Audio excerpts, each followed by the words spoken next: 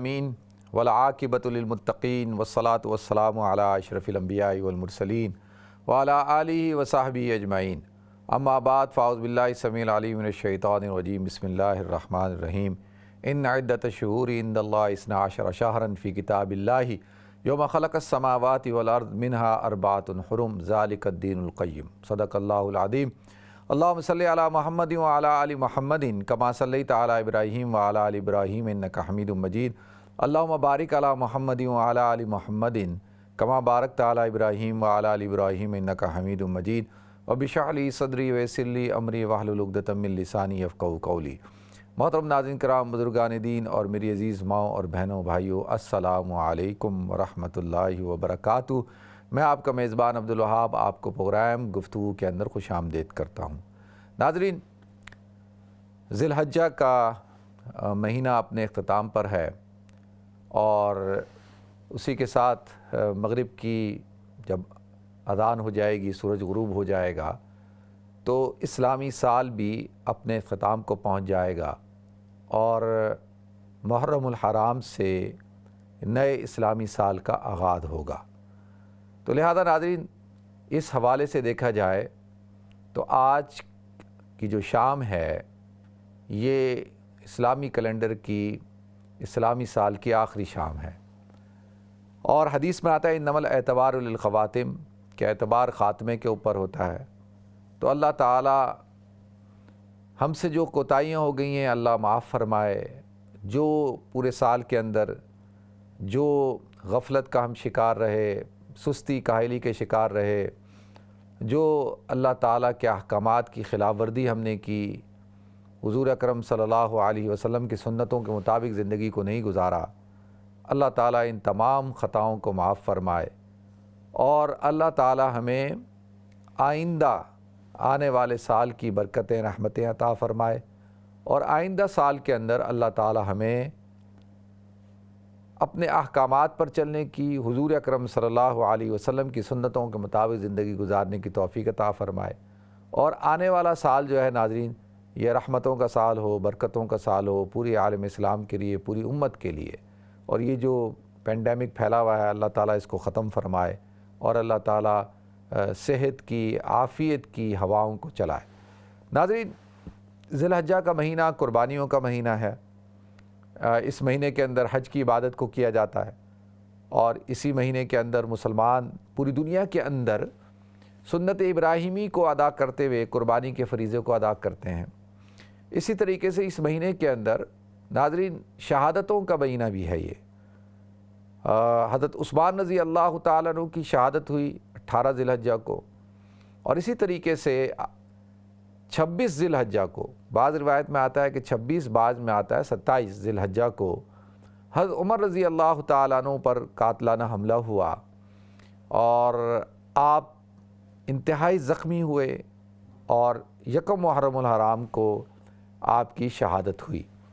اور اسی طریقے سے پھر محرم الحرام کی 10 محرم کو، 10 تاریخ کو، عاشورہ کے دن حضرت حسین رضی اللہ تعالیٰ عنہ اور ان کے خاندان کی عظیم الشان قربانی واقعہ کربلا ہوا۔ تو اسلامی سال کا اختتام بھی قربانی پر ہے اور اس کی ابتدا بھی قربانی پہ ہے۔ تو اس سے پتہ چلتا ہے ناظرین، جو مسلمان ہے، مسلمان کی ابتدا اور انتہا دونوں قربانی مانگتی ہیں، اور قربانی سے اللہ رب العزت کا تقرب حاصل ہوتا ہے۔ تو لہذا ناظرین،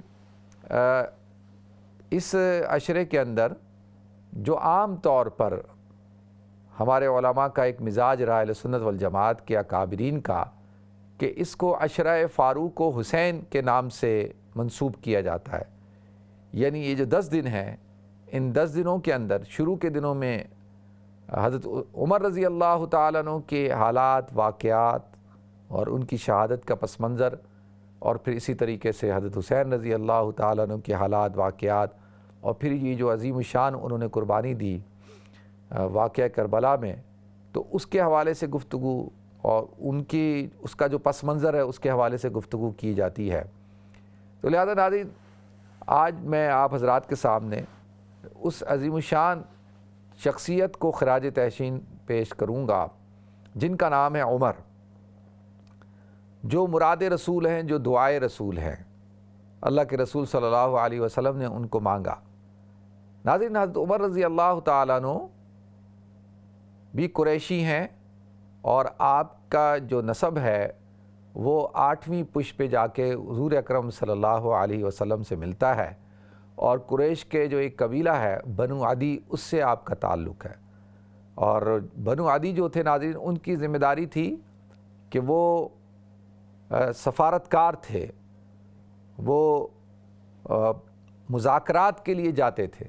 اللہ تعالیٰ نے ان کو یہ اعزاز دیا تھا، اللہ تعالیٰ نے ان کے اس خاندان کی یہ ڈیوٹی لگائی تھی۔ جیسے ہے نا، کچھ لوگ کعبہ کے متولی تھے، کچھ جو ہے وہ حاجیوں کو پانی پلاتے تھے، تو اس طرح سے حضرت ابوبکر صدیق رضی اللہ تعالیٰ عنہ کا جو قبیلہ تھا، وہ جو قتل کے جو معاملات ہوتے تھے نا، ان کی جو دیت ہوتی تھی، اس کے حوالے سے آپ فیصلے کیا کرتے تھے۔ تو بڑا وہ سینسیٹیو ایشو ہے، اس کے اندر بھی بڑا نازک معاملہ ہوتا ہے۔ اور اسی طرح سے سفارت کاری کرنی، مذاکرات کرنا، کہیں پر معاملات خراب ہو جائیں تو وہاں پر جا کر گفتگو کر کے معاملے کو رفع دفع کرنا، اور اس کام کے لیے حضرت عمر رضی اللہ تعالیٰ عنہ کا قبیلہ جو تھا، اس کی ڈیوٹی تھی، وہ متعین تھا۔ تو لہذا ناظرین، حضرت عمر رضی اللہ تعالیٰ عنہ قبیلہ بنو عدی سے تعلق ہے، اور آپ حضور اکرم صلی اللہ علیہ وسلم سے عمر میں 13 سال چھوٹے ہیں۔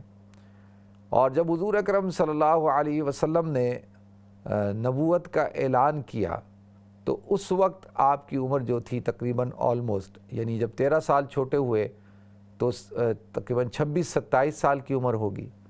اور اسی طرح سے آپ جب اسلام لائے ہیں تو سن 6 نبوی میں آپ جو ہے وہ اسلام لے کے آئے۔ اور شروع کے جو صحابہ کرام ہیں نا، سابقون الاولون میں سے ہیں۔ بعض روایت میں آتا ہے کہ شروع کے جو 40 صحابہ تھے، ان 40 صحابہ میں حضرت عمر رضی اللہ تعالیٰ عنہ شامل ہیں۔ تو لہذا ناظرین، حضرت عمر رضی اللہ تعالیٰ عنہ کے اسلام لانے کا واقعہ بھی بڑا دلچسپ ہے، اور اس کو بھی میں آپ حضرات کے سامنے بیان کروں گا۔ تو لہذا حضرت عمر رضی اللہ تعالیٰ عنہ بچپن میں اونٹ چرایا کرتے تھے، جیسا کہ عربوں کے ہاں ہے کہ بھئی کچھ بچے جو ہے وہ بکریاں چراتے تھے، اور کچھ جو ہے وہ اونٹ چراتے تھے۔ تو بکریاں اونٹ چرانا ان کے ہاں یہ ایک تربیت کا حصہ ہوتا تھا۔ تو حضرت عمر رضی اللہ تعالیٰ عنہ اونٹ چرایا کرتے تھے۔ وہ آتا ہے نا کہ حضرت عمر جب خلیفۃ المسلمین تھے تو آپ کہا کرتے تھے نا کہ عمر، تو صحیح طرح سے اونٹ نہیں چراتا تھا، اور تیرے والد تجھ پر غصہ کرتے تھے۔ یعنی جب آپ بچپن میں اونٹ چلاتے چلاتے تھک جاتے تھے تو سو جاتے تھے، تو والد محترم غصہ ہوتے تھے کہ بھئی اس طرح تو اونٹ جو ہے وہ گم جائیں گے، ریوڑ جو ہے ادھر ادھر منتشر ہو جائے گا۔ تو لوگ اس بنا پر حضرت عمر رضی اللہ تعالیٰ عنہ پر ان کے اوپر ایک الزام لگاتے ہیں، یا میں عرض کروں کہ ان کی تنقیص بیان کرتے ہیں کہ جو شخص جو ہے وہ اونٹ نہ چلا سکتا ہو، وہ اتنے بڑے مملکت کا، خلافت کا جو ہے کیسے حاکم بن گیا۔ تو حالانکہ جیسے میں نے عرض کیا کہ عربوں کے ہاں یہ دستور تھا کہ ان کے بچوں کی تربیت میں یہ بات شامل ہوتی تھی کہ وہ یا تو بکریاں چرائیں گے یا اونٹ چرائیں گے، تو اس میں کوئی عیب کی بات نہیں تھی۔ اور یہ اس طرح سے انسان کے اندر اس کے اندر ایک تربیت ہوتی تھی، اور یہ کوئی آسان کام نہیں تھا۔ لیکن حضرت عمر رضی اللہ تعالیٰ عنہ ناظرین، جو صحابہ کرام، جو پڑھے لکھے صحابہ کرام تھے نا، جو لکھنا پڑھنا جانتے تھے، ان میں سے ایک حضرت عمر رضی اللہ تعالیٰ عنہ تھے، کہ جو آتا نا 17 صحابہ کرام جو لکھنا جانتے تھے، ان میں ایک حضرت عمر رضی اللہ تعالیٰ عنہ بھی تھے۔ یعنی اس زمانے میں لکھنا یہ بڑے شرف کی بات ہوتی تھی، وہ بڑا قابل شخص ہوتا تھا جو لکھنا جانتا ہو، اور آپ جو ہے وہ گفتگو کے ماہر تھے، فصاحت اور بلاغت میں آپ ماشاءاللہ مہارت رکھتے تھے۔ اگرچہ آپ شاعر نہیں تھے، لیکن شعر و شاعری کو پسند کرتے تھے، اور آپ بڑے مضبوط جسم کے مالک تھے، پہلوان تھے، اور اسی طرح گھڑ سواری کے اندر آپ کی بڑی مہارت تھی۔ آپ جو ہے وہ چلتے ہوئے گھوڑے کے اوپر جو ہے سوار ہو جاتے تھے، دوڑ کر اس پر جو ہے اس کی پیٹھ پر بیٹھ جاتے تھے۔ تو یہ ساری صلاحیتیں اور یہ ساری قابلیت تھی آپ کے اندر۔ تو لہذا جب یہ اسلام لے کر آئے ہیں ناظرین، تو اسلام لانے کا واقعہ بھی میں آپ حضرات کو بیان کر دوں۔ دیکھیں جیسے شروع کے اندر ہوا کہ جو قریش تھے وہ حضور اکرم صلی اللہ علیہ وسلم کے مخالف تھے، اور ان کے ذہنوں میں یہ بات تھی کہ بھئی یہ شخص جو ہے اس نے ہمارے قبیلے کو، ہمارے خاندان کو میں تفریق ڈال دی ہے، تقسیم کر دیا ہمارے خاندان کو، تو وہ اور ان کی جو سعادت تھی اور سیادت تھی، قیادت تھی، جو سیاست تھی وہ ختم ہو رہی تھی۔ تو اس بنا پر وہ حضور اکرم صلی اللہ علیہ وسلم کے مخالف بھی تھے۔ تو حضرت عمر رضی اللہ تعالیٰ عنہ کے بارے میں آتا ہے وہ بھی آپ کے مخالف تھے، اور اسلام کے جیسے شروع میں لوگ تھے وہ بھی مخالفت کیا کرتے تھے۔ تو لیکن آتا ہے دیکھیں اسلام لانے کا جو واقعہ ہے نا کہ آپ اپنی بہن کے گھر تشریف لے گئے، اس سے پہلے جو ہے حضرت عمر رضی اللہ تعالیٰ عنہ کے دل کے اندر اسلام جگہ کر چکا تھا۔ واقعہ یہ بنا کہ ایک دفعہ انہوں نے دیکھا کہ حضور اکرم صلی اللہ علیہ وسلم جو ہے وہ مکہ کی طرف جا رہے ہیں، اور آپ نے جو ہے وہ نماز پڑھنا شروع کی، تو حضرت عمر رضی اللہ تعالیٰ عنہ جو ہے وہ پیچھے ہو لیے، اور آپ نے دیکھا کہ وہ قرآن پڑھ رہے ہیں، تو آپ نے وہ قرآن سننا شروع کیا۔ تو جیسے ہی آپ نے پڑھنا شروع کیا اللہ کے رسول صلی اللہ علیہ وسلم نے، تو حضرت عمر رضی اللہ تعالیٰ عنہ کے ذہن میں بات آئی کہ بھئی یہ تو کوئی لگتا ہے کوئی شاعر ہے۔ تو سورہ حاقہ کی اللہ کے رسول صلی اللہ علیہ وسلم تلاوت کر رہے تھے، تو وما هو بقول شاعر قلیلا ما تؤمنون، کہ ایک دم آپ نے یہ آیت پڑھی کہ یہ تو کوئی شاعر کا قول نہیں ہے، بہت کم لوگ اس بات کو مانتے ہیں۔ تو وہ کہا کہ اچھا یہ تو پھر کوئی یہ کاہن ہوں گے۔ تو آگے اللہ تعالیٰ نے ارشاد فرمایا ولا بقول کاہل قلیلا ما تذکرون، اور نہ ہی یہ کسی کاہن کا کلام ہے، اور بہت کم لوگ اس سے نصیحت حاصل کرتے ہیں۔ تو حضرت عمر رضی اللہ تعالیٰ عنہ بڑے چونک گئے، ان کا میرے ذہن میں آیا کہ یہ شاعر تو نہیں ہے، تو آیا کہ نہیں یہ شاعر نہیں ہے، میرے ذہن میں آیا کہ یہ تو کاہن ہے، تو آیا کہ یہ تو کاہن بھی نہیں ہے۔ تو قرآن ان کے اندر جو ہے وہ اثر کر رہا تھا، اور وہ حضور اکرم صلی اللہ علیہ وسلم کی دعوت کا جو ہے مشاہدہ کر رہے تھے۔ تو لہذا ناظرین اسی طریقے سے جو ہے جب آپ ایک دفعہ کا اور تذکرہ ہے کہ آپ نے رات کے وقت میں حضور اکرم صلی اللہ علیہ وسلم تلاوت کر رہے تھے، تو آپ نے سورہ حدید کی ابتدائی جو آیتیں ہیں ان کو سنا، سبح للہ ما فی السماوات والارض وہو العزیز الحکیم لہ ملک السماوات والارض۔ تو جب ان کو سنا تو اس کے اندر آگے جا کے آتا آمنوا باللہ ورسول، کہ اللہ پر ایمان لاؤ، اللہ کے رسول پر ایمان لاؤ۔ تو اس وقت حضرت عمر کے آتا ہے کہ ان کے دل کے اندر یہ بات آ چکی تھی کہ بھئی یہ جو کلام ہے یہ کسی انسان کا کلام نہیں بلکہ یہ اللہ کا کلام ہے، اور اس میں جو اللہ کہہ رہا ہے کہ بھئی اللہ اور اس کے رسول پر ایمان لاؤ، تو اس وقت ان کے دل کے اندر ایک دیا سا جل گیا تھا۔ تو لہذا یہ جو آخری جو ضرب لگی ہے، یا اس دیے کو جو روشن چراغ جو ملا ہے، یعنی پوری جو روشنی ملی ہے، اور جس کو جیسے کہتے ہیں نا دیے کے اندر جو ہے وہ تیل بھی ڈال دیا گیا ہے، سب کچھ ہو گیا ہے، اور لیکن اس کو ایک چنگاری کی ضرورت تھی، تو وہ جو چنگاری ہے وہ آپ کو جو نصیب ہوئی ہے وہ آپ کی جو بہن ہے حضرت فاطمہ بنت خطاب رضی اللہ تعالیٰ عنہ، ان کے گھر تشریف لے جا کر واقعہ کیا پیش آیا کہ ایک دفعہ حضرت عمر رضی اللہ تعالیٰ عنہ نکلے، اور جو مکہ کے اندر بیٹھے تھے لوگوں نے کہا کہ یار اس شخص کی وجہ سے اس طرح کے حالات ہو گئے ہیں، اور کمیونٹی ڈیوائیڈ ہو گئی ہے، اور یہ ہو گیا ہے۔ تو حضرت عمر اٹھے اور کہا کہ میں جا کے جو ہے ان کا حضور کا خاتمہ کرتا ہوں، اور آپ نکلے۔ تو جیسے ہی راستے میں پہنچے تو آپ کو راستے میں حضرت نعیم بن عبداللہ ملے۔ انہوں نے پوچھا عمر کہاں کا ارادہ ہے، تم کہاں جا رہے ہو؟ تو کہا کہ میں تو جا رہا ہوں محمد کو ختم کرنے کے لیے۔ انہوں نے کہا محمد کی خبر بعد میں لینا صلی اللہ علیہ وسلم، پہلے اپنے گھر کی خبر لو، تمہاری تو اپنی بہن جو ہے وہ ایمان لا چکی ہے۔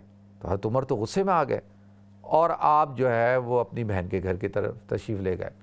اچھا بہن کے گھر میں حضرت خباب بن ارت رضی اللہ تعالیٰ عنہ، جو سورہ طٰہٰ کی ابتدائی آیات کا نزول ہو چکا تھا، اور آپ وہ ان کو پڑھا رہے تھے، اس کا علم دے رہے تھے، وہ اس گھر میں موجود تھے، اور حضرت عمر رضی اللہ تعالیٰ عنہ کے جو داماد ہیں حضرت سعید، وہ بھی گھر کے اندر موجود تھے۔ تو اب جیسے ہی دروازہ کھٹکھٹایا تو حضرت خباب کو پتہ لگا کہ بھئی حضرت عمر آ گئے، وہ تو چھپ گئے، کیونکہ انہوں نے کہا بھائی یہ تو یہاں تو بہن ہیں اور بہنوئی ہے، اور بہنوئی بھی وہ جو چچا زاد بھائی بھی ہے، تو ان کی تو بچت ہو جائے گی، میری کہاں سے بچت ہوگی؟ تو وہ چھپ گئے، کیونکہ حضرت عمر کے غصے سے سب واقف تھے۔ تو حضرت عمر رضی اللہ تعالیٰ عنہ گھر میں داخل ہوئے اور اپنی بہن سے پوچھا کہ بھئی بتاؤ کیا پڑھ رہی تھی تم؟ انہوں نے کہا نہیں میں اللہ کا کلام پڑھ رہی تھی، میں تمہیں نہیں دے سکتی۔ تو بہت غصہ ہوئے، اور غصہ ہو کر جو ہے وہ ان کے اوپر تشدد شروع کر دیا، ایک تھپڑ مارا جس سے ان کے منہ سے خون نکلنا شروع ہو گیا، بہنوئی آئے، بہنوئی کو کے اوپر بھی تشدد کیا۔ پھر ایک دم جب بہن کے چہرے پہ خون دیکھا اور دیکھا کہ میں نے اتنا تشدد کیا، اس کے باوجود جو ہے یہ مجھے وہ قرآن لا کے نہیں دے رہی اور مجھے نہیں بتا رہی، تو یقینی طور پر جو ہے وہ ان کا دل بھی نرم ہوا ہوگا، اور قرآن تو ان کے دل میں اثر کر چکا تھا، کیونکہ وہ جو آیتیں ہیں، جو ابتدائی آیتیں ہیں سورہ طٰہٰ کی، ان کی تلاوت ہو رہی تھی۔ تو حضرت عمر نے کہا کہ کیا پڑھ رہی تھی؟ انہوں نے کہا جی آپ ابھی نجس ہیں، پہلے آپ پاک ہو جائیں، غسل کر لیں، تو پھر میں آپ کو دوں گی۔ اور انہوں نے جو استدلال پکڑا تھا حضرت فاطمہ بنت خطاب رضی اللہ تعالی عنہا نے، وہ سورہ واقعہ کی جو آیت ہے لا یمسہ الا المطہرون سے، کہ اس کو نہیں چھوئیں مگر وہ لوگ جو بہت زیادہ پاک صاف ہو۔ تو لہذا آتا ہے کہ حضرت عمر نے غسل کیا، انہوں نے ان کو وہ جو سورہ طٰہٰ کی ابتدائی آیتیں تھی وہ پیش کی، تو انہوں نے اس کی تلاوت کی جب طٰہٰ ما انزلنا علیک القرآن لتشقیٰ الا تذکرۃ لمن یخشیٰ تنزیلا ممن خلق الارض والسماوات العلیٰ الرحمن علی العرش استویٰ۔ تو لہذا ناظرین جب یہ آیتیں پڑھتے گئے اور یہ سنتے گئے تو وہ آگے جا کے جب آتا ہے انی انا اللہ رب العالمین، کہ میں اللہ ہوں، رب العالمین ہوں، تو ان آیتوں میں پہنچ کے حضرت عمر رضی اللہ تعالیٰ نے کہا کہ بھائی میں جو ہے اسلام لاتا ہوں، مسلمان ہوتا ہوں، اور قرآن ان کے دل کے اندر گھر کر گیا۔ ناظرین یہ قرآن کا معجزہ ہے۔ حضرت عمر رضی اللہ تعالیٰ عنہ کے دل کے اندر جو ایمان کی جو حرارت یا ایمان کا جو چراغ جلا ہے وہ قرآن کے صدقے میں، قرآن کی بدولت جلا۔ تو لہذا اب حضرت عمر رضی اللہ تعالیٰ عنہ وہاں سے نکلے اور حضور اکرم صلی اللہ علیہ وسلم کی طرف تو تشریف لے جا رہے تھے، کہا کہ میں حضور کے پاس جا کے ایمان لاتا ہوں۔ تو راستے میں جب جا رہے ہیں تو ایک دم شور مچ گیا کہ عمر جو ہے وہ تو حضور کی طرف جا رہے ہیں، اور جیسی دروازہ کھٹکھٹایا دیکھا کہ بھئی باہر کون ہے، تو دیکھا کہ حضرت عمر رضی اللہ تعالیٰ عنہ ہے۔ تو ناظرین حضرت حمزہ رضی اللہ تعالیٰ عنہ جو ہے وہ موجود تھے۔ اب حضرت حمزہ اور حضرت عمر ایک ہی سال میں اسلام لائے، اور یہ بات یقینی ہے کہ حضرت حمزہ جو ہے وہ حضرت عمر رضی اللہ تعالیٰ عنہ سے 3 دن پہلے اسلام لائے تھے، اس لیے کہ حضرت حمزہ موجود تھے حضور کے دربار میں۔ کہا یا رسول اللہ اگر اچھے ارادے سے آئے ہیں تو ٹھیک ہے، اور اگر خطرناک ارادے سے آئیں تو میں انہی کی تلوار سے ان کی گردن اڑا دوں گا۔ تو لہذا ناظرین حضرت عمر رضی اللہ تعالیٰ عنہ تشریف لائے اور حضور اکرم صلی اللہ علیہ وسلم کے دربار میں، اور کہا یا رسول اللہ جو ہے وہ میں ایمان لانا چاہتا ہوں۔ تو ناظرین یہ حضور اکرم صلی اللہ علیہ وسلم کی دعا تھی جو اللہ کے رسول صلی اللہ علیہ وسلم مانگا کرتے تھے، اللہم اعز الاسلام بعمرین، اے اللہ تو اسلام کو عزت عطا فرما۔ یہاں پر عزت سے مراد اسلام کو طاقت عطا فرما۔ کس سے؟ 2 عمروں میں سے کسی ایک عمر سے، عمر ابن الخطاب یا عمر ابن الحشام، یعنی حضرت عمر رضی اللہ تعالیٰ عنہ یا ابو جہل جس کا نام تھا عمر ابن حشام، کہ ان دونوں میں سے کسی ایک کو اسلام لانے سے کیا کہ اسلام کو طاقت عطا فرما۔ دعا کی اللہ کے رسول صلی اللہ علیہ وسلم نے، آپ کی دعا تھے، آپ کی مراد تھے، لیکن منتخب کس نے کیا؟ دونوں عمروں میں سے وہ اللہ رب العزت نے، کہ حضرت عمر رضی اللہ تعالیٰ عنہ کو منتخب کر کے آپ کی جھولی میں ڈال دیا، اور حضرت عمر رضی اللہ تعالیٰ عنہ کے بارے میں جو دعا مانگی تھی اللہ نے اس کو قبولیت عطا فرمائی، اور حضرت عمر جو ہے اسلام لے آئے۔ ایک دم زور کا نعرہ بلند ہوا اور تکبیر اللہ اکبر کا، اور حضرت عمر رضی اللہ عنہ کا یا رسول اللہ اس سے پہلے آپ لوگ چھپ کر نماز پڑھتے تھے، آج جو ہے نکلیں میرے ساتھ اور جو ہے وہ اعلان بیت اللہ کے اندر جو ہے وہ ہم نماز پڑھیں گے، اور سب کے سامنے میں دیکھتا ہوں کس کے اندر ہمت ہے کہ جو ہے وہ مجھے یا آپ کو روکے۔ تو لہذا ناظرین اسی بنا پہ اللہ رب العزت نے جو حضرت عمر کو جو اعزاز دیا تھا، حضور فرماتے تھے کہ عمر کا جو لقب ہے کیا ہے؟ فاروق ہے، کہ جو حق اور باطل کے درمیان تمیز کرنے والا ہے۔ اور پہلی دفعہ مسلمانوں نے جو ہے وہ بیت اللہ کے اندر اعلان سب کے سامنے جو ہے وہ نماز کو ادا کیا۔ تو لہذا ناظرین یہ حضرت عمر رضی اللہ تعالیٰ عنہ ہے، اور یہ ان کے اسلام لانے کا واقعہ ہے۔ تو حضرت عمر پہ تو تفصیل کے ساتھ گفتگو انشاءاللہ جاری رہے گی اور ہم کرتے رہیں گے۔ تو اللہ تعالیٰ ہم سب کو صحابہ کرام کے نقش قدم پر چلنے کی توفیق عطا فرمائے۔ وآخر دعوانا الحمدللہ رب العالمین۔ ناظرین ہمیں بریک کی طرف جانا ہے، انشاءاللہ بریک کے بعد حاضر ہوتے ہیں۔ السلام علیکم ورحمۃ اللہ وبرکاتہ۔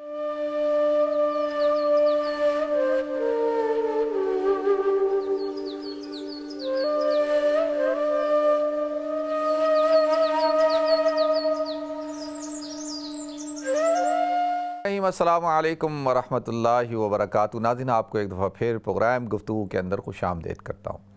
ناظرین ہم نے اپنے اکابرین بڑے بزرگوں سے، اپنے اساتذہ سے سنا ہے کہ وہ کہتے ہیں کہ دیکھو جیسے ایک اینٹ سے دوسری اینٹ کو جوڑنے کے لیے سیمنٹ کی ضرورت ہوتی ہے، جیسے دو لکڑیوں کو آپس میں جوڑنے کے لیے کیل کی ضرورت ہوتی ہے، جیسے ایک کاغذ کو دوسرے کاغذ کے ساتھ چپکانے کے لیے گوند کی ضرورت ہوتی ہے، اسی طریقے سے دو دلوں کو جوڑنے کے لیے آپس میں دعاؤں کی ضرورت ہوتی ہے۔ اچھا یہ بات کہ بھئی دعا کا کیا مطلب ہے، بھئی دو دل دعا سے کیسے جڑیں گے؟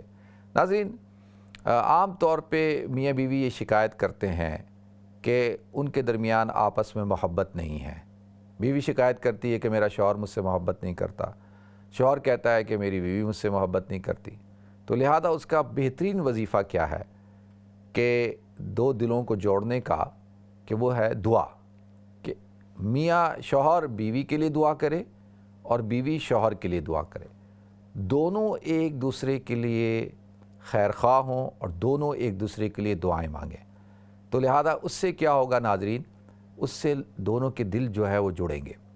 دیکھیں انسان جب دعا کسی سے مانگتا ہے نا، تو جب بھی مانگتا ہے جب کہ اس سے محبت ہو یا اس کا کوئی خیر خواہی چاہتا ہو نا اس کے بارے میں، کہ اس کو ہو کہ بھئی اس کے لیے اللہ اس کے ساتھ خیر کا معاملہ فرمائے، تو ایک دوسرے کے ساتھ دعا کرنا شروع کر دیں۔ دوسری بات یہ ہے کہ رات کو جب بھی بستر پہ جائیں سوئیں تو جس نے جو ظلم زیادتیاں کی ہیں سب کو معاف کریں، اپنا محاسبہ کریں۔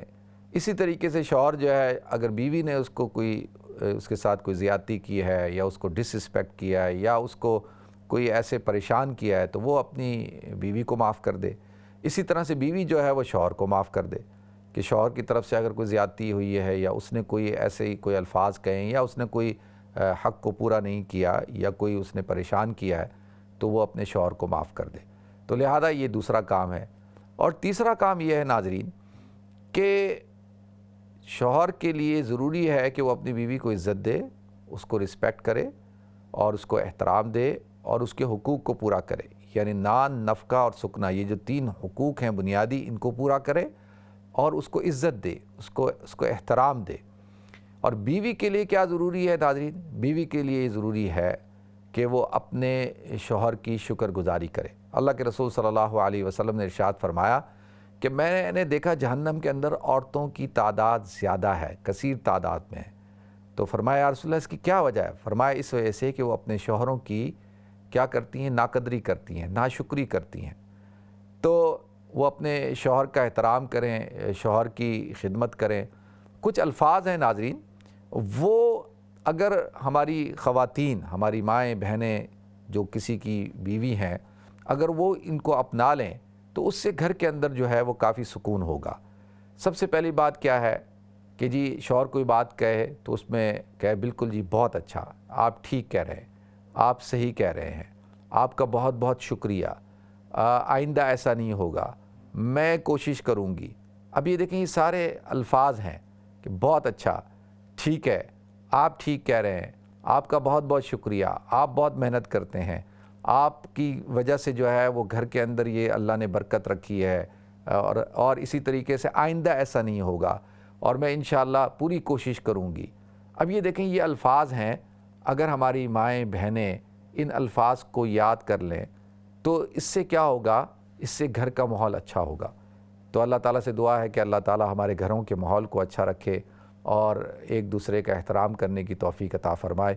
دیکھتے ہیں ہمارے ساتھ کالر کون ہے۔ السلام علیکم۔ جی السلام علیکم، وہاب صاحب کیسے ہیں آپ؟ میں بالکل ٹھیک ہوں جی۔ آپ سے 2 سوال کرنے مجھے۔ جی تو یہ کہ ہم کتنے روزے رکھ سکتے ہیں اس محرم میں، کیونکہ آج سے محرم شروع ہو گیا ہے، اور دوسرے اس میں کون سی عبادت کرنی چاہیے ہم، یعنی نمازوں کی تعداد بڑھا دیں نفلی، یا قرآن شریف زیادہ پڑھیں، کیا کریں؟ چلیں ٹھیک ہے۔ دوسرا کوشچن یہ میرا کہ جیسے عاشورہ بدھ کے دن ہے، میں پیر اور جمعرات عاشورہ کو جو ہے روزہ بدھ کے دن نہیں ہوگا، جمعرات کے دن ہوگا۔ جی جمعرات، اگلی جمعرات کو ہوگا۔ اچھا، تو یہ بتائیے کہ جیسے پیر اور جمعرات کو رکھتے ہیں تو 2 ہو گئے، آواز نہیں آ رہی جی مجھے آپ کی آواز آ رہی ہے جی. اچھا تو آپ یہ مجھے روزے کی بتائیے کہ ہم لوگ کیونکہ کہا یہ گیا کہ مسلمان لوگ 3 روزے نہیں رکھ سکتے، صرف 2 رکھ سکتے ہیں، کیونکہ ایک روزہ یہودی لوگ رکھتے تھے، مسلمانوں کو 2 رکھنے چاہیے. تو آپ ذرا پلیز اس کی تھوڑی سی وضاحت کر دیں، مجھے یہ 2-3 سوالات کے جواب دے دیں پلیز، بڑی مہربانی ہوگی. اچھا دیکھیں، سب سے پہلے تو انشاءاللہ ابھی جو ہے سورج غروب نہیں ہوا لندن کے اندر. تھوڑی دیر میں جب سورج غروب ہو جائے گا تو اس کے بعد 1 محرم الحرام شروع ہوگا، یعنی نیا سال شروع ہوگا انشاءاللہ. اس وقت ہم انشاءاللہ دعا بھی کریں گے. اور تو ابھی ذی الحجہ کا بالکل آخری دن ہے. ٹھیک ہے، ایک بات تو یہ ہو گئی. دوسرا یہ کہ جو عاشورہ کا دن ہوتا ہے، وہ عاشورہ کہتے ہیں 10ویں کو، تو وہ ہوگا آئندہ جمعرات کو. وہ غالباً 19 اگست ہے. عامر شاہین کون سی تھا جو جمعرات ہوگی نا نیکسٹ، ایک تو یہ آ رہی ہے تھرسڈے، یہ والی نہیں، اس کے بعد والی جمعرات. تو 19 اگست کو جو ہے وہ عاشورہ کا دن ہوگا. تو ایک تو یہ بات ہوگی. دوسرا آپ نے کہا کہ بھئی پیر اور جمعرات کا روزہ 3 روزے رکھنا منع ہے. اچھا دیکھیں، یہ بات تو ایسا نہیں ہے کہ 3 روزے ایک ساتھ رکھ سکتے ہیں. ہم ہر مہینے کی جو 13، 14 اور 15 تاریخ ہے، جس کو ایام 20 کہتے ہیں، تو ان کے روزے رکھنا جو ہے وہ سنت ہے، مستحب ہے، تو رکھے جاتے ہیں. بالکل آپ ان کو رکھ سکتے ہیں، یعنی 13، 14 اور 15. تو محرم الحرام کی بھی اگر کوئی 13، 14 اور 15 کو بھی روزہ رکھتا ہے تو وہ بالکل رکھ سکتا ہے. ٹھیک ہے جی، ایک بات ہوگی.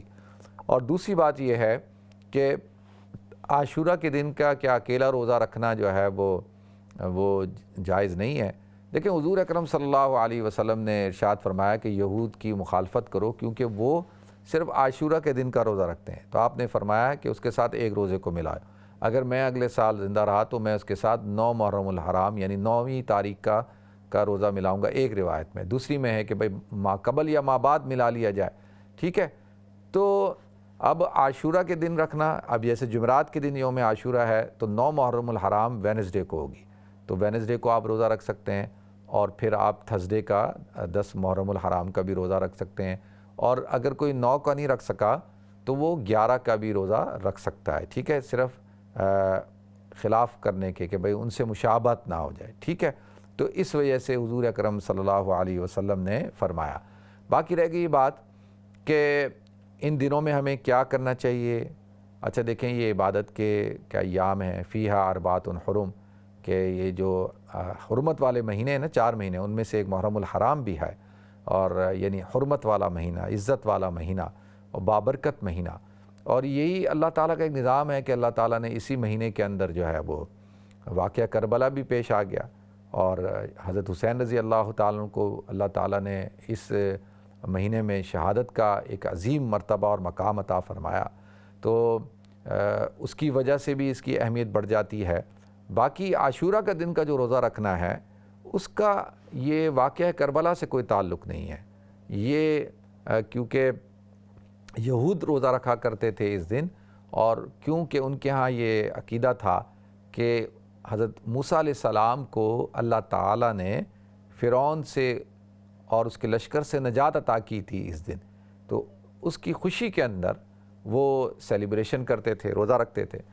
تو حضور اکرم صلی اللہ علیہ وسلم نے ارشاد فرمایا کہ موسیٰ تو ہمارے بھائی ہیں، اور ہم تو تم سے زیادہ ان کا ہم پر حق ہے، تو لہذا آپ نے بھی اس بنا پہ رکھنا شروع کیا. اور بھی وجوہات ہیں عاشورہ کے دن کو عاشورہ کہنے کی، اور اس دن کی بڑی عظیم عظمت ہے، فضیلت ہے. تو ایک تو یہ بات ہوگی. باقی رہ گئی کہ بھئی ان دنوں میں اب کرنا کیا چاہیے. اچھا دیکھیں، ان دنوں میں حقیقتاً جو ہے وہ یہ دن عبادت کے دن ہیں. اب روزہ آپ نفلی روزہ رکھ سکتے ہیں، نفلی روزہ رکھنے سے کوئی شریعت نے اس کو منع نہیں کیا. بعض روایت میں آتا ہے کہ بھئی رکھنا چاہیے، اس کا بہت ثواب ہے. لیکن 9 محرم اور 10 محرم یا 10 محرم یا 11 محرم کا روزہ رکھ لینا چاہیے، تاکہ جو ہے وہ اس کی فضیلت احادیث سے ثابت ہے اور وہ سنت ہے رکھنا. تو اللہ تعالی ہم سب کو جو ہے بھئی ان دنوں کی قدر کرنے کی توفیق عطا فرمائے. اللہ تعالی ہم سب پر اپنا خصوصی کرم کا، فضل کا معاملہ فرمائے. اور یہ بڑی عبادت کے مہینے ہیں. اور دیکھیں، میں نے جیسے عرض کیا تھا کہ یہ کس چیز کے، یعنی اسلامی کیلنڈر اس مہینے سے شروع ہوتا ہے، اور اسلام کی ابتدا کہ جو سال کی ابتدا ہے وہ اس مہینے سے ہوتی ہے۔ تو جیسے کہ خاتمہ اچھا ہونا چاہیے نا، انما الاعتبار للخواتم، کہ خاتمہ اچھا ہو، انسان غفلت میں گزارتا ہے شروع کے ایام، شروع کے مہینے، اور جیسی آخری ایام آتا ہے وہ متوجہ ہو جاتا ہے اور اس کی سستی کاہلی ختم ہو جاتی ہے، اللہ کی طرف توجہ کرتا ہے تو اور توبہ استغفار کر لیتا ہے تو اللہ تعالیٰ جو ہے وہ اس کو معاف کر دیتے ہیں۔ تو اسی طریقے سے ابتدا بھی اچھی ہونی چاہیے، ابتدا کے اندر بھی جو ہے انسان کو اپنے آپ کو گناہوں سے بچانا چاہیے، اللہ کی نافرمانی سے بچانا چاہیے، اللہ تعالیٰ کے جو ہے وہ احکامات پر عمل کرنا چاہیے، اور ہر ایسی جو لاہ و لایانی کی چیزیں ہیں ان سے اپنے آپ کو دور رکھنا چاہیے، اور خاص طور پر بدعات سے، رسوم سے، رواج سے، ان چیزوں سے اپنے آپ کو دور رکھنا چاہیے۔ اسلام کے اندر کسی قسم کا کوئی تصور نہیں ہے بدعات کا، رسم اور رواج کا، سوگ کا اسلام میں کوئی تصور نہیں ہے۔ اسلام کے اندر صرف 3 دن تک اجازت ہے سوگ کرنے کی، اور بیوی کے لیے 4 مہینہ 10 دن، اس کے علاوہ جو ہے وہ سوگ کی شریعت کے اندر اجازت نہیں ہے۔ اور شہادت تو ایک بہت بڑا مقام ہے، شہادت تو ایک بہت بڑا رتبہ ہے، شہادت تو اللہ تعالیٰ کی طرف سے ایک اعزاز ہے، اور اللہ کہتا ہے وَلَا تَقُولُوا لِمَن يُقْتَلُ فِي سَبِيلِ اللَّهِ أَمْوَاتٌ بَلْ أَحْيَاءٌ، کہ جو لوگ اللہ کے راستے میں انتقال کر گئے تو وہ ان کو مردہ مت کہو، بلکہ وہ تو زندہ ہیں۔ تو اللہ تعالیٰ جو اور زندوں کا اور شہیدوں کا سوگ نہیں بنایا جاتا، ماتم نہیں کیا جاتا۔ اللہ تعالیٰ ہم سب کو عمل کرنے کی توفیق عطا فرمائے۔ نیکسٹ کال لیتے ہیں جی۔ السلام علیکم۔ السلام علیکم مفتی صاحب۔ وعلیکم السلام ورحمۃ اللہ وبرکاتہ۔ جی مفتی صاحب، آپ سے ایک میں نے یہ کوشچن کرنا تھا کہ میں اور میرے ہسبینڈ ہمارے بچے نہیں ہیں، اور کوئی ہم بہت خوشحال بھی نہیں ہیں کہ ہمارے پاس کوئی بہت زیادہ پیسے ہوں یا کچھ، بس ایک سفید پوشی میں ہم زندگی گزار رہے ہیں۔ اب ہمیں یہ ٹینشن ہوتی ہے کہ اگر اچانک ہم دونوں میں سے کوئی فوت ہو جاتا ہے یا ہم اکٹھے فوت ہو جاتے ہیں تو ہمارے پاس کوئی جمع پونجی نہیں ہے کہ کوئی ہمارے فیونرل کا کوئی انتظام کرے۔ تو ہم کیا فیونرل پالیسی لینا جائز ہے؟ چلیں، اور کوئی سوال ہے آپ کا؟ نہیں، بس یہی۔ ٹھیک ہے جی، میں بتاتا ہوں۔ نیکسٹ کال لیتے ہیں جی۔ السلام علیکم۔ وعلیکم السلام۔ جی میں نے یہ پوچھنا تھا آپ سے، میں آپ سے پوچھنا چاہ رہا تھا کہ یہ مجھے بتا دیجئے، محرم کے وجہ سے میں بہت زیادہ یہ سوچتا ہوں، اور آپ سے بہت زیادہ گزارش ہے کہ اس کو ذرا سوچ کے بتائیے گا۔ یہ جو ہمارا اور اہل تشیع سے یہ جو پیٹنے کا ہے ایشو، مثال کے طور پر میں کافی اس بات پہ ان سے ڈفر کرتا ہوں۔ چلیں ٹھیک ہے، آپ کا سوال آ گیا ہے جی، اور وہ میں نے جیسے عرض کیا تھا نا شروع میں ہی میں نے بیان بھی کیا تھا، بتاتا ہوں میں۔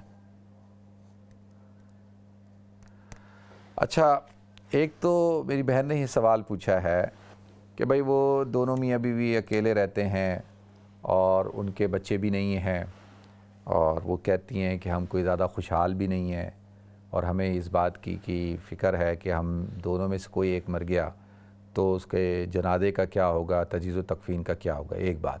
اور دوسری بات یہ کہ اگر دونوں مر گئے تو پھر کیا ہوگا۔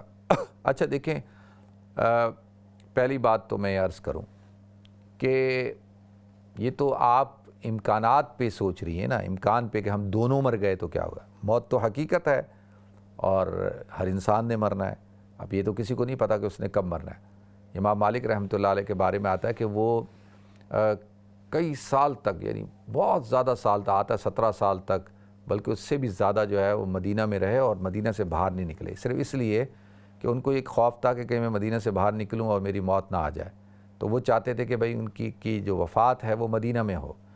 تو انہوں نے خواب دیکھا، اور خواب میں حضور اکرم صلی اللہ علیہ وسلم کو دیکھا اور کہا یا رسول اللہ میں مدینہ میں ہوں کئی سالوں سے اور مدینہ سے باہر نہیں نکل رہا اس خوف سے کہ کہیں میرا انتقال نہ ہو جائے، تو آپ مجھے بتا دیں کہ میری موت کب آئے گی۔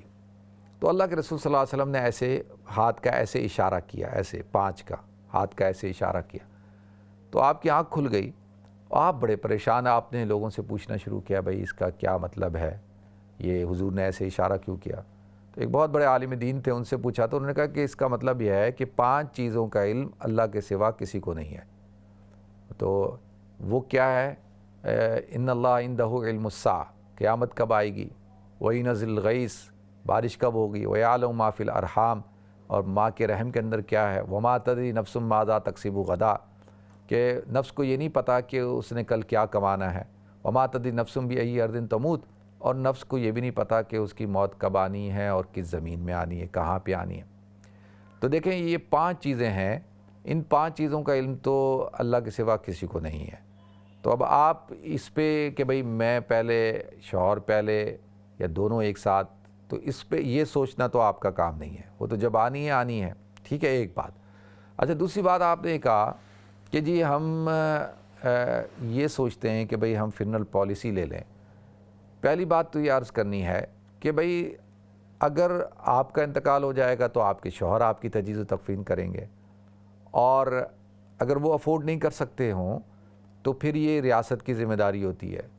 اگر مسلمان حکومت نہ ہو تو پھر یہ جو امت ہوتی ہے، کمیونٹی، مسلم کمیونٹی، آپ کی جو جماعت ہے، مسلمانوں کی جماعت، پھر یہ اس کی ذمہ داری ہے کہ اگر کوئی شخص انتقال کر جاتا ہے اور اس کے پاس اخراجات نہیں ہیں تو اس کی تجہیز و تکفین جو ہے وہ امت کے افراد، مسلمان، اور ایک دوسرے کے ساتھ کے تعاون سے جو ہے اس کی تجہیز و تکفین کریں۔ تو یہ آپ کے شوہر کی ذمہ داری ہوگی اور وہ کریں گے۔ اگر وہ نہیں کر سکتے تو وہ عزیز و قارب، رشتہ دار، دوست، احباب، کمیونٹی کے تعاون سے کریں گے، ٹھیک ہے جی۔ اور اگر ان کا انتقال ہو جاتا ہے تو آپ کریں گی جی، آپ بھی تجہیز و تکفین میں کے اندر جو ہے اپنے رشتہ دار، عزیز و قارب، دوست، احباب اور کمیونٹی سے تعاون لے کر جو ہے وہ ان کی تجہیز و تکفین کریں گی، ٹھیک ہے جی۔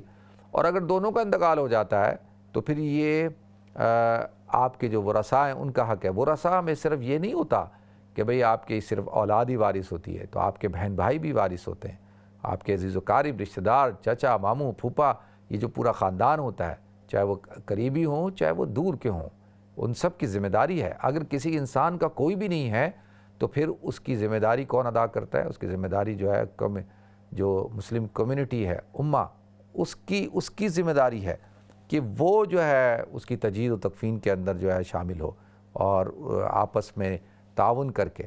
تو الحمدللہ دیکھیں ہم نے یہاں دیکھا کئی دفعہ ایسے واقعات ہوئے، کتنی دفعہ ایسا ہوا کہ کسی کا انتقال ہوا اور اس کے پاس کچھ پیسے نہیں تھے، کچھ بھی نہیں تھا، اور لیکن اس کی تجہیز و تکفین بھی ہوئی۔ بلکہ میں تو ایسا بھی جانتا ہوں لوگوں کو کہ ان کی ڈیڈ باڈیوں کو پاکستان بھجوایا گیا، اور حالانکہ ان کے پاس کوئی پیسے نہیں تھے۔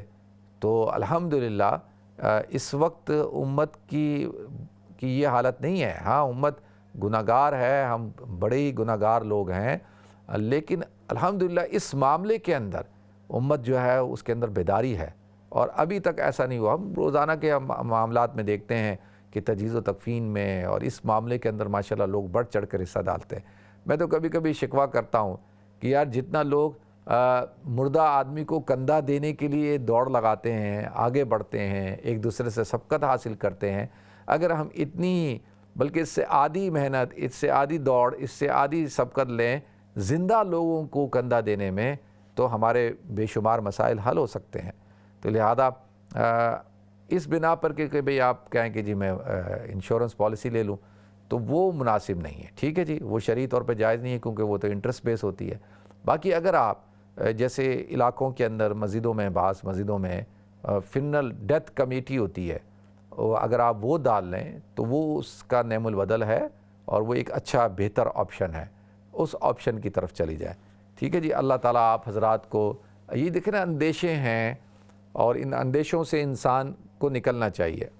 ہم میں سے بہت سارے لوگ ہیں وہ انہی اندیشوں میں ہوتے ہیں، تو یہ انشاءاللہ اس کی پلاننگ آپ ایسے کر لیں، کوئی وصیت کر لیں، جو آپ کے جو شوہر ہیں جس مسجد میں جاتے ہیں اس مسجد میں امام صاحب سے بات کر لیں۔ میں اپنے ایک عزیز کو جانتا ہوں، انہوں نے زندگی میں اپنے ایک صاحب تھے، ان کو اپنے امام صاحب کو کئی لوگوں کی ڈیوٹی لگائی ہوئی تھی کہ میں انتقال ہوں تو میرا جنازہ یہ پڑھائے گا، میری تجہیز و تکفین یہاں ہوگی اور اس طرح سے ہوگی، اور اس طرح سارا ان کو بولا ہوا تھا، تو اسی طرح سے ہوئی۔ اللہ تعالیٰ ہم سب کو عمل کرنے کی توفیق عطا فرمائے۔ ناظرین ہمیں بریک کی طرف جانا ہے، انشاءاللہ بریک کے بعد حاضر ہوتے ہیں۔ السلام علیکم ورحمۃ اللہ وبرکاتہ۔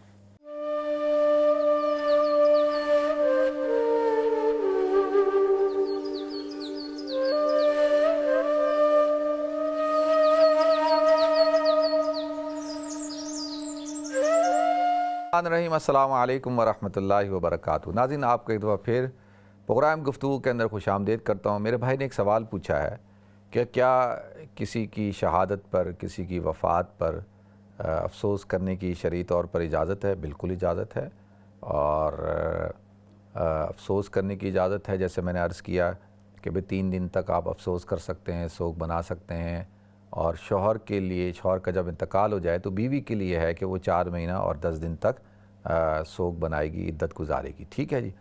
اس کے علاوہ 3 دن سے زیادہ جو ہے شرعی طور پر جائز نہیں ہے۔ اور اللہ کے رسول صلی اللہ علیہ وسلم نے ارشاد فرمایا لیس منا من ضرب وہ شخص ہم میں سے نہیں ہے جو ضرب الوجوہ، جو اپنے چہرے کو، رخسار کو پیٹے، وشق الجیوب وداع بداع الجاہلیہ، اور اپنے گریبان کو پھاڑے اور جاہلیت کی طرح جو ہے وہ پکارے، تو وہ ہم میں سے نہیں ہے۔ اللہ کے رسول صلی اللہ علیہ وسلم نے واضح طور پر ارشاد فرما دیا۔ حضرت عبداللہ بن مسعود رضی اللہ تعالیٰ عنہ کی یہ حدیث ہے، صحیح حدیث ہے، امام بخاری نے اس کو روایت کیا ہے۔ تو لہذا چہروں کو پیٹنا، رخسار کو پیٹنا، اور سینہ گوبی کرنا، اپنے گریبانوں کو پھاڑنا اور جاہلیت کی طرح پکارنا، تو یہ سارے کام مسلمانوں کے نہیں ہیں۔ حضور نے فرمایا لیس منا، وہ اس کا تعلق ہم میں سے نہیں ہے۔ تو لہذا ناظرین شہادت ایک مقام ہے، ایک رتبہ ہے۔ دیکھیں حضرت امام حسین رضی اللہ تعالیٰ عنہ نے جو کربلا کے میدان میں جو یزیدی ٹولے کا جو مقابلہ کیا، ڈٹ کے مقابلہ کیا، اور آپ نے حق کو غالب کیا، اور کسی قسم کی آپ نے بزدلی نہیں دکھائی۔ آپ نے جو ہے وہ شیروں کی طرح جو ہے اپنی جان کا نذرانہ پیش کیا۔ آپ کے گھر والوں نے اتنی عظیم الشان قربانی دی، اور اللہ تعالیٰ نے ان کو پھر شہادت کا اعزاز دیا۔ تو ان کے بعد جو اہل بیت بچے، اور آپ دیکھیں ان کا کیا اسوہ رہا، اور وہ ان کا کیا طریقہ رہا۔ حضرت زین العابدین جتنے سال بھی زندہ رہے، ان کا کیا طریقہ کار تھا، اور ان کی زندگی میں بھی کئی دفعہ محرم الحرام کا مہینہ آیا، 10 محرم کا دن بھی آیا، لیکن ان کا جو اسوہ تھا وہی اسوہ ہمارے نانا، ان کے نانا اور حضور اکرم صلی اللہ علیہ وسلم کا تھا، اور جو ہمارے آقا سیدنا محمد صلی اللہ علیہ وسلم ہیں۔ تو لہذا ہمیں اہل بیت کے اسوے کو اپنانا ہے، ہمیں جو ہے وہ حضور اکرم صلی اللہ علیہ وسلم کے طریقے کو اختیار کرنا ہے کہ آپ کا طریقہ کار کیا ہوتا تھا۔ لہذا ناظرین شہداء کی فہرست تو بڑی لمبی ہے، اور یقینی طور پر ان شہداء کی فہرست میں سب سے اونچا مقام جو ہے وہ حضرت حسین رضی اللہ تعالیٰ عنہ کا، لیکن اسی فہرست کے اندر سید الشہداء حضرت حمزہ رضی اللہ تعالیٰ عنہ بھی ہیں، اور شہید مظلوم حضرت عثمان رضی اللہ تعالیٰ عنہ بھی ہیں، اور شہید حق حضرت عمر رضی اللہ تعالیٰ عنہ بھی ہیں، اور شہداء بدر بھی ہیں، شہداء احد بھی ہیں، تمام غزوات کے شہداء ہیں۔ تو وہ 70 جو صحابی حافظ قرآن جو شہید ہوئے وہ بھی ہیں۔ تو لہذا یہ سارے شہداء تھے، اور حضور اکرم صلی اللہ علیہ وسلم کا اسوہ کیا تھا، حضور اکرم صلی اللہ علیہ وسلم کا طریقہ کار کیا تھا۔ تو جو حضور کا طریقہ کار تھا، جو صحابہ کرام کا طرز عمل تھا، جو اہل بیت عظام کا طرز عمل تھا، وہی طرز عمل ہم سب کو اختیار کرنا ہے، اور وہی صحیح طریقہ ہے۔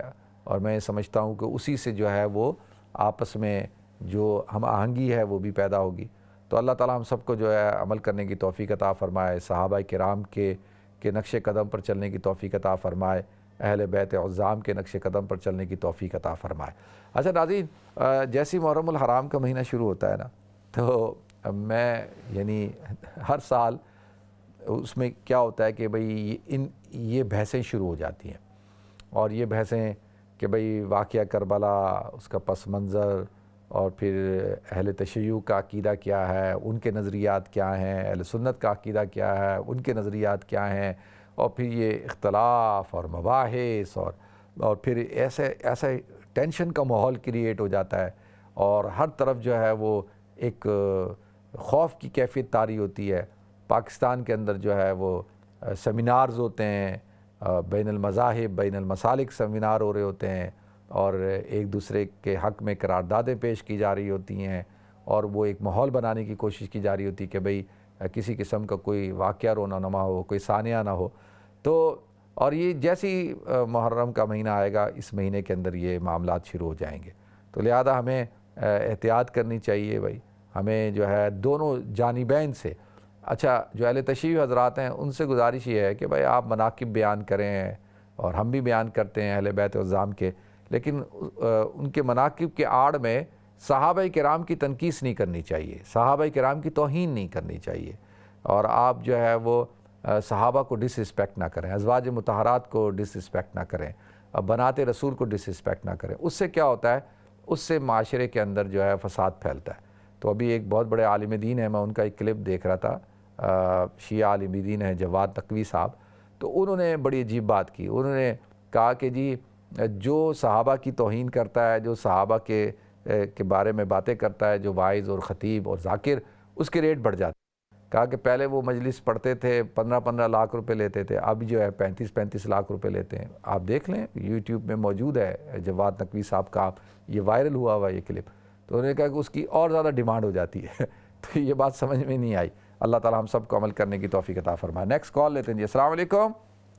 الحمدللہ میں ٹھیک ہوں، اللہ کا کرم، شکر اللہ کا. جی مجھے ایک سوال پوچھنا ہے کہ اگر ہم کہیں سے شوز خریدے، بعد میں پتا چلے کہ اس کی سول جو پیک کی ہے، تو وہ شوز کو پھر پھینک دے یا پہنے، اندر انسائڈ جو سول ہوتی ہو.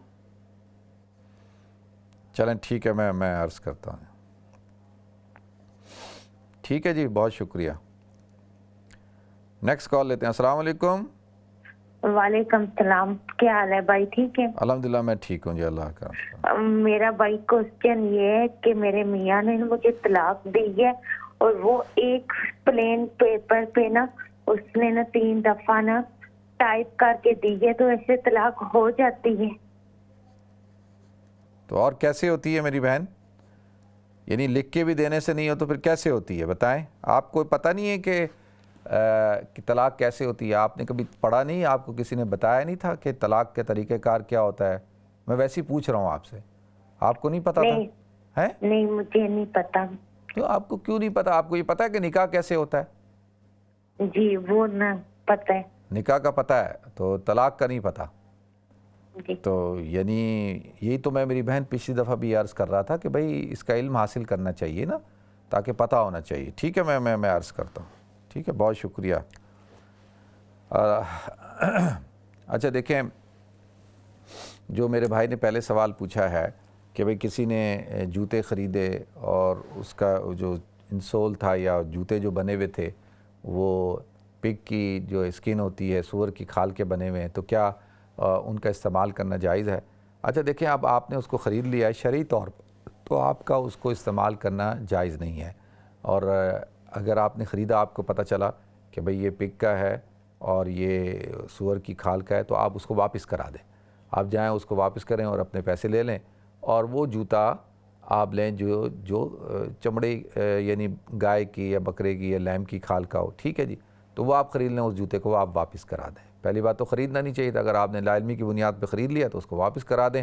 اگر کوئی شخص لا علمی کی بنیاد پہ استعمال کرتا رہا تو اس سے اس کو کوئی گناہ نہیں ملے گا. ٹھیک ہے، اور اس کے علم میں بھی نہیں ہے کہ بھئی کیا ہے، تو وہ ٹھیک ہے، پھر اس کو تو خبر ہی نہیں ہے. لیکن اگر آپ کو ایک چیز کا پتہ ہے اور پتہ ہونے کے باوجود آپ اس کی کوئی چیز خریدتے ہیں، تو پھر شرعی طور پہ آپ کے لیے جائز نہیں ہے، آپ اس کو واپس کرائیں. ٹھیک ہے. اور اگر وہ واپس نہیں ہوتا کہ بھئی جہاں آپ سے آپ نے لیا، وہ کہتے نہیں ہم واپس نہیں کرتے جی، آپ نے اس کو استعمال کر لیا ہے، یہ ہے، تو اب کیا کریں؟ تو اب دیکھیں، جوتا تو ہے، وہ استعمال کی چیز تو وہ ہے، لیکن آپ کے لیے اب اس کا استعمال کرنا جائز نہیں ہے. آپ اس کو چیریٹی کر دیں، کسی غریب کو دے دیں، کوئی غیر مسلم جو ہے اس کا استعمال کر لے، اس کو آپ دے دیں تاکہ وہ اس کو پہن لے، اس کو استعمال کرے اور کسی غیر مسلم کو دے دیں. دنیا کے اندر بے شمار لوگ ہیں، غریب ہیں، جو ان کو آپ دے سکتے ہیں. ٹھیک ہے جی. تو ایک تو چیز یہ ہوگی. دوسرا دیکھیں، میں جو اس حوالے سے، طلاق کے حوالے سے، تو پہلے تو میں گزارش کروں آپ حضرات سے. گزارش یہ ہے کہ یہ طلاق کا جو ایشو ہے نا، یہ بڑا سینسیٹیو ایشو ہے، اور اس پہ میں آپ حضرات کو کئی دفعہ بتا چکا ہوں، توجہ دلا چکا ہوں کہ یہ جو معاملات ہیں ان معاملات کو آپ کے جو لوکل امام ہے نا، جو مسجد کا جو امام ہے، جہاں آپ نماز پڑھتے ہیں یا جہاں آپ کے بچے قرآن پڑھتے ہیں، یا جو آپ کی مسجد کمیونٹی کا کوئی لیڈر ہوگا، جو مذہبی آدمی ہے، رہنما ہے، کوئی عالم دین ہے، امام ہے، اس کے ساتھ آپ رابطہ کریں۔ جب بھی کوئی معاملہ ہو طلاق کا یا وراثت کا، تو اس کے لیے بہترین جو فرد ہے، جو ادارہ ہے وہ مسجد کا ادارہ ہے، جو فرد ہے وہ آپ کا لوکل امام ہے۔ اچھا، اس کو اس کو علم بھی ہوگا نا کہ آپ کون ہیں، کیا ہیں، آپ کو بھی علم ہے، اور وہ آپ کو جو رہنمائی ہے وہ پراپر رہنمائی دے سکتا ہے۔ آج ہی ہماری ایک بہن نے مجھے کال کی اور کہا کہ جی وہ لوگ آپ سے طلاق کے مسئلے پوچھ رہے تھے پچھلے دنوں کافی زیادہ۔ انہوں نے کہا میں کچھ لوگوں کو جانتی ہوں کہ وہ کسی اور چینل پہ جاتے ہیں، وہاں پہ پوچھتے ہیں، کسی اور جگہ جاتے ہیں، وہاں پہ پوچھتے ہیں، کسی اور عالم سے پوچھتے ہیں، اور پھر آپ سے پوچھتے ہیں، پھر آپ کا ریفرنس دیتے ہیں، پھر کبھی اس کا ریفرنس دیتے ہیں۔ تو کہنے لگی کہ یہ لوگ جو ہے وہ یہ شاپ اراؤنڈ کرتے ہیں، ان کے الفاظ تھے یہ۔ تو یہ طریقہ کار ٹھیک نہیں ہے۔ تو جیسے میں نے پہلے بھی عرض کیا، ابھی بھی عرض کیا کہ اپنے جو لوکل امام ہیں ان سے آپ کانٹیکٹ کریں تاکہ وہ آپ کی صحیح رہنمائی کر سکیں، ٹھیک ہے۔ اور اس حوالے سے اب دیکھیں نا، میں نے کوئی یہ نہیں ہے کہ میں کسی کو وہ کر رہا ہوں کہ بھئی، میں تو صرف یہ عرض کر رہا ہوں کہ جب آپ کو پتہ ہے کہ نکاح کیسے ہوتا ہے، ہر شخص کو پتہ ہے نا کہ بھئی نکاح کیسے ہوتا ہے، تو جب نکاح کا پتہ ہے کہ بھئی اس کے بعد طلاق کا بھی پتہ ہونا چاہیے، عورت کو بھی پتہ ہونا چاہیے، مرد کو بھی پتہ ہونا چاہیے۔ اب ایک پیپر پہ ایک انسان 3 دفعہ لکھ کر طلاق دے رہا ہے، تو اس سے بھی پھر پوچھنا ہے کہ بھئی یہ طلاق ہوئی نہیں ہوئی، تو بھئی اس سے زیادہ کیا ہوگی؟ تو طلاق بالکل ہو گئی ہے۔ اللہ تعالی ہم سب کو آپس میں محبت سے رہنے کی توفیق عطا فرمائے۔ جتنا بھی اختلاف ہو جائے، دیکھیں میاں بیوی جو ہے نا، 2 ایک الگ پرسنالٹیز ہوتے ہیں، تو جتنا بھی اختلاف ہو جائے لیکن اس اختلاف کو اس لیول تک نہیں لے کے جانا چاہیے کہ جہاں پہ آپ کی راہیں جدا ہو جائیں، جہاں پہ آپ ایک دوسرے کو طلاق دینا شروع کر دیں، ٹھیک ہے جی۔ نیکسٹ کال لیتے ہیں جی۔ السلام علیکم۔ السلام علیکم۔ السلام علیکم۔ لگتا ہے ان کی کال کنیکٹ نہیں ہوئی، تو انشاءاللہ پھر میں ان سے بات کرتا ہوں۔ تو اس حوالے سے جو ہے وہ تھوڑا سا ہمیں سمجھداری کا مظاہرہ کرنا چاہیے۔ اور جہاں تک رہ گئی بات وراثت کی، تو وراثت کے اندر بھی یہی ہے کہ بھئی آپ کو علم ہی نہیں ہے کہ بھئی وراثت تقسیم کیسے ہوتی ہے۔ اب دیکھیں نا، میری ایک بہن ہے، ان کے والد کا بھی انتقال ہوا، یعنی ہماری ایک ویورز ہیں، ان کے والد کا انتقال ہوا۔ والد صاحب کی موجودگی میں وہ 8 بہن بھائی تھے، جن میں سے جو ہے وہ 3 بہن بھائیوں کا انتقال ہو گیا، یعنی اب 5 رہ گئے، 8 میں سے 5 رہ گئے اور 3 کا انتقال ہو گیا۔ اب جو وراثت ہے وہ وراثت تقسیم ہو رہی ہیں، تو وہ کیسے تقسیم ہوگی؟ تو وہ ان 5 کو ملے گی نا جو زندہ ہیں، اور جو والد کی زندگی میں انتقال کر گئے ان کو تو وراثت نہیں ملتی۔ اگر والد صاحب زندگی کے اندر اپنے پوتوں کو یا نواسوں کو دینا چاہتے تو دے سکتے تھے، لیکن اگر انہوں نے نہیں دیا اور ان کا انتقال ہو گیا، تو اب جو زندہ ہیں ان کو ملے گا، ٹھیک ہے جی۔ تو اب میں نے ان کو جب سمجھایا تو مجھے کہتی ہیں اچھا ہمیں تو یہ نہیں پتہ، وہ یہ جھگڑا ہو رہا ہے، وہ جھگڑا ہو رہا ہے، فلانا ہو رہا ہے۔ تو میں نے کہا بھئی آپ ایسا کریں کہ لوکل کسی مفتی کے پاس جائیں اور ان کے ساتھ ڈسکس کریں اس معاملے کو، ٹھیک ہے جی۔ نیکسٹ کال لیتے ہیں جی۔ السلام علیکم۔ وعلیکم السلام۔ مفتی صاحب یہ پوچھنا تھا، جو آپ بسم اللہ شریف کا لکھنے کا بتاتے ہیں محرم میں، وہ پہلے محرم میں لکھنا ہے یا 9, 10 میں، وہ بتا دیجیے گا پلیز۔ چلیں ٹھیک ہے، میں بتاتا ہوں۔ دعا میں بھی یاد رکھیے گا مفتی صاحب۔ آپ بھی یاد رکھیے گا جی۔ انشاءاللہ، اللہ اللہ کرم فرمائے جی۔ تو اچھا، وہ یہ مفتی شفیع صاحب رحمۃ اللہ علیہ نے یہ وظیفہ لکھا ہے کہیں، اور میں نے بتایا، کئی دفعہ بتایا ہے، اور آپ حضرات اس پر عمل بھی کر سکتے ہیں۔ ایک تو ہے، مطلب 2 ہیں۔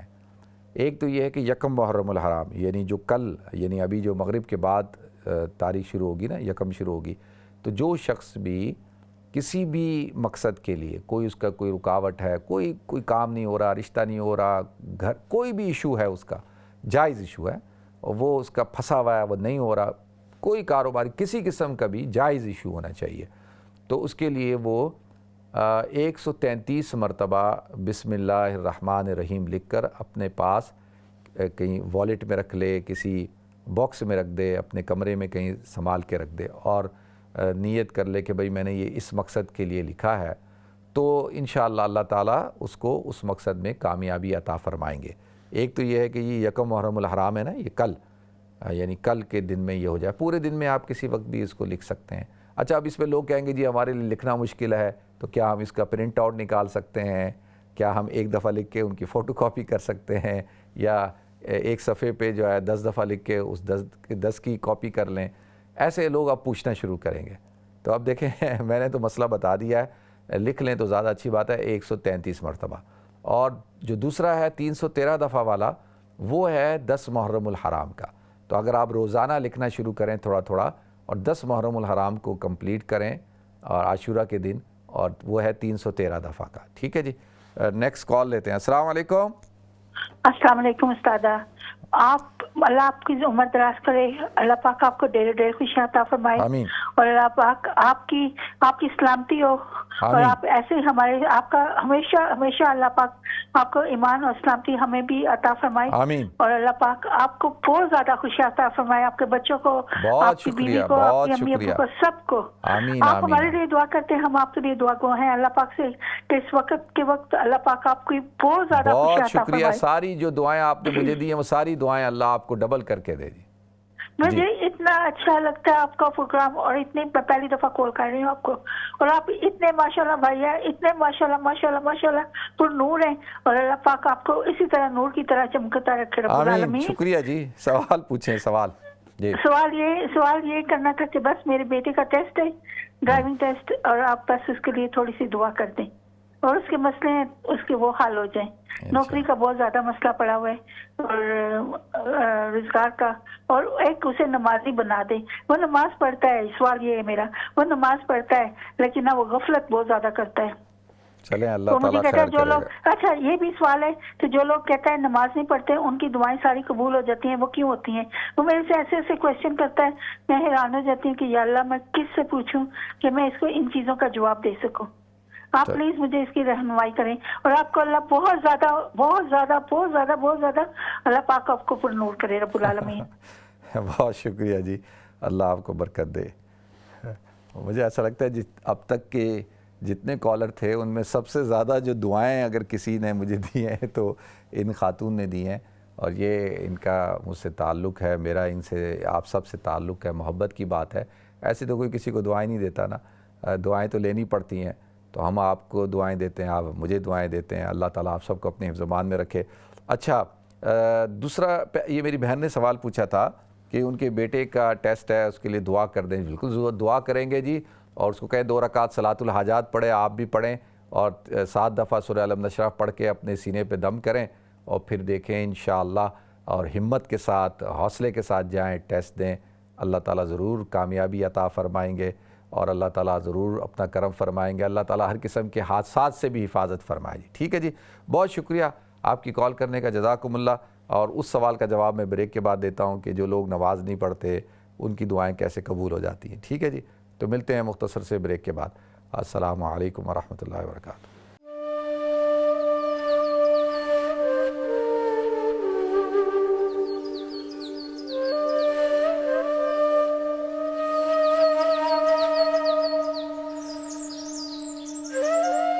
الرحمن الرحیم، السلام علیکم ورحمۃ اللہ وبرکاتہ۔ ناظرین، آپ کو اسلامی جو نیا سال ہے محرم الحرام، اس کی ابتدا ہو چکی ہے، بہت بہت مبارک ہو۔ اللہ تعالیٰ آپ حضرات کو، ہم سب کو اپنی برکتیں عطا فرمائے۔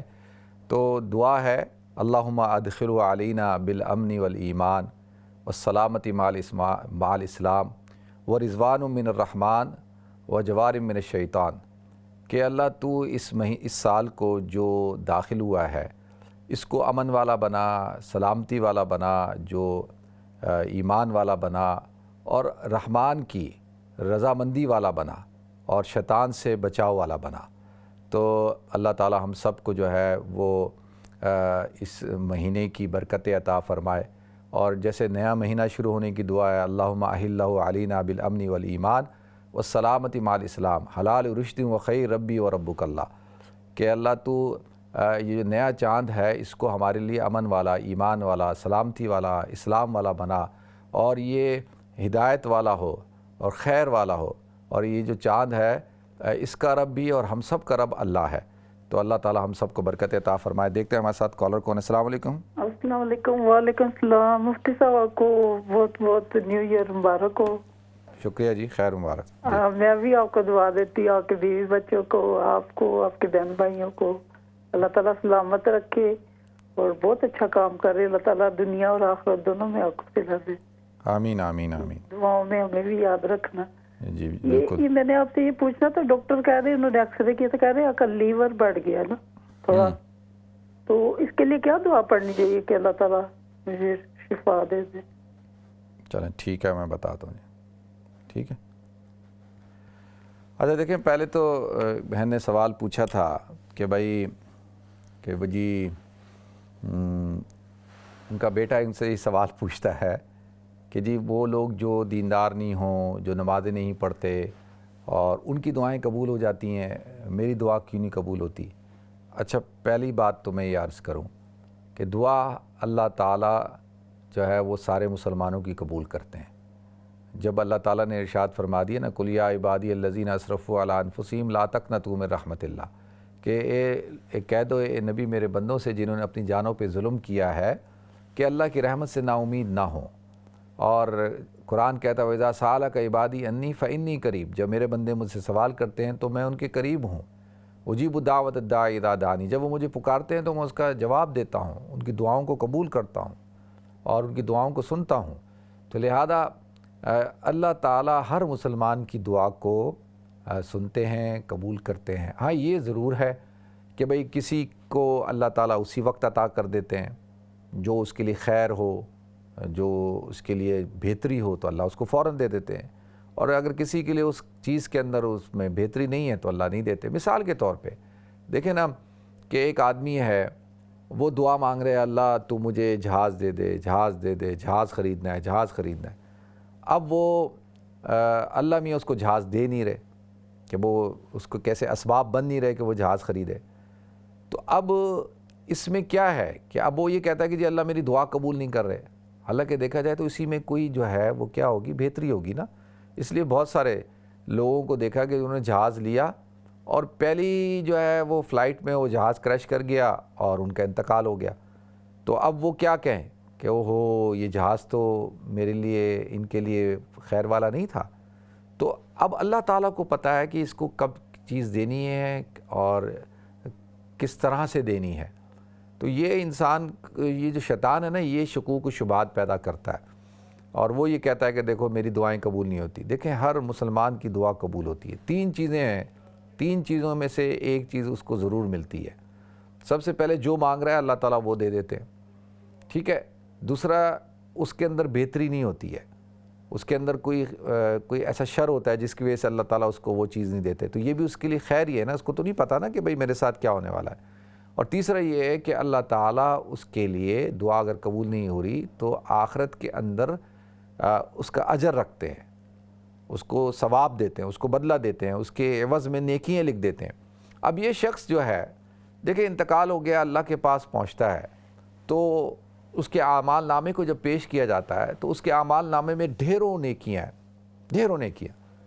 تو اللہ تعالیٰ سے کہتا ہے اللہ یہ سارے کام تو میں نے نہیں کیے، یہ ساری نیکیاں میرے پاس کہاں سے آ گئی؟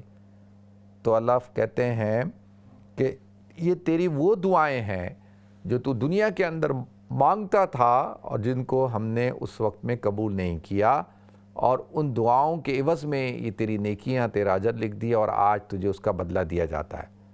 تو وہ شخص تمنا کرے گا کہ کاش کہ دنیا کے اندر میری کوئی دعا قبول نہ ہوئی بھی ہوتی۔ اچھا، اب اس کا کیا مطلب ہے؟ اس کا مطلب یہ بھی نہیں ہے کہ ایک انسان یہی دعا کرتا رہے اللہ میری کوئی دعا قبول نہیں کر، میری کوئی دعا قبول نہیں کر اور مجھے آخرت میں اجر چاہیے، نہیں۔ حکم کیا ہے؟ حکم یہ ہے کہ مانگو، حکم یہ ہے کہ قُلِ ادعوا اللَّهَ وَادْعُوا الرَّحْمَٰنَ، اللہ تعالیٰ کو پکارو، رحمان کو پکارو، اللہ سے مانگو۔ اللہ تعالیٰ سے مانگنے سے اللہ خوش ہوتا ہے، کیونکہ اس کے اندر کیا ہے ناظرین، جب آپ مانگتے ہیں تو آپ اس بات کا اعلان کر رہے ہوتے ہیں، اظہار کر رہے ہوتے ہیں کہ میں عبد ہوں اور تو میرا معبود ہے، میں مخلوق ہوں، تو خالق ہے، میں تیرا غلام ہوں، عاجز ہوں، تو میرا آقا ہے، تو مجھے عطا کرنے والا ہے، میں فقیر ہوں، تو غنی ہے۔ تو اس وقت کے اندر آدمی یہ دعا مانگ رہا ہوتا ہے، تو اس سے یہ اظہار کر رہا ہوتا ہے کہ ایک عبد اور معبود کا تعلق ہے۔ تو اصل میں اس لیے کہا گیا کہ دعا ہوئی العبادہ، کہ دعا ہی عبادت ہے۔ تو دعا کا تذکرہ چل رہا ہے، تو لہذا دعا کر لیتے ہیں جی۔ اسلامی کیلنڈر شروع ہوا، نیا سال شروع ہوا، اللہ تعالی ہم سب کو برکت عطا فرمائے۔ سبحان اللہ و بحمدہ، سبحانک اللہم و بحمدک، نشہد ان لا الہ الا انت، نستغفرک و نتوب الیک۔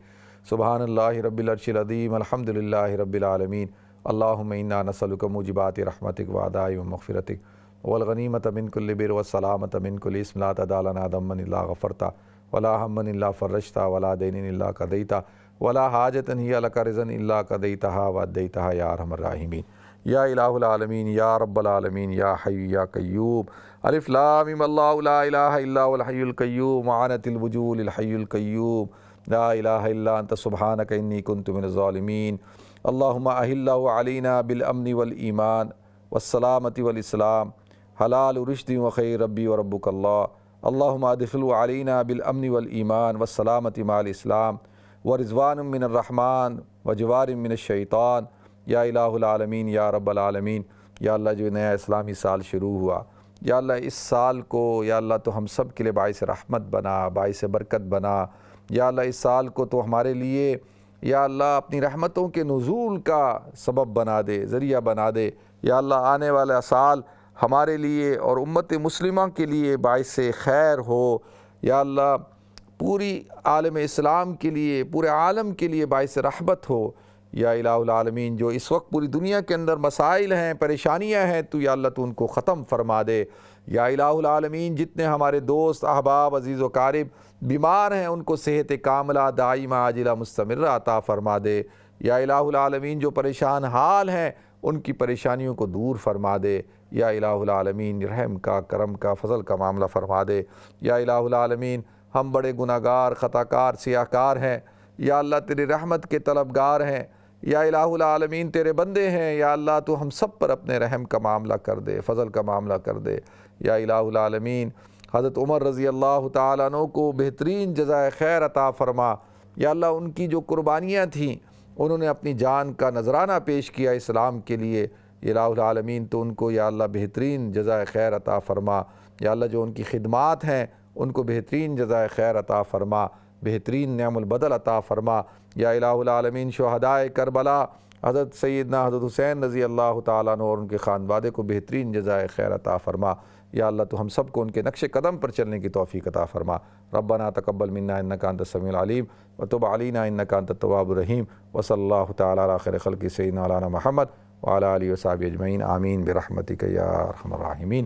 ناظرین انشاءاللہ آپ سے کل ملاقات ہوگی 6 بجے، تو پروگرام کل 6 بجے ہوگا، 7:30 بجے انشاءاللہ امہ چیریٹی کی اپیل ہوگی محرم الحرام کی، تو انشاءاللہ آپ سے کل ملاقات ہوگی۔ اپنا خیال رکھیے گا۔ السلام علیکم ورحمۃ اللہ وبرکاتہ۔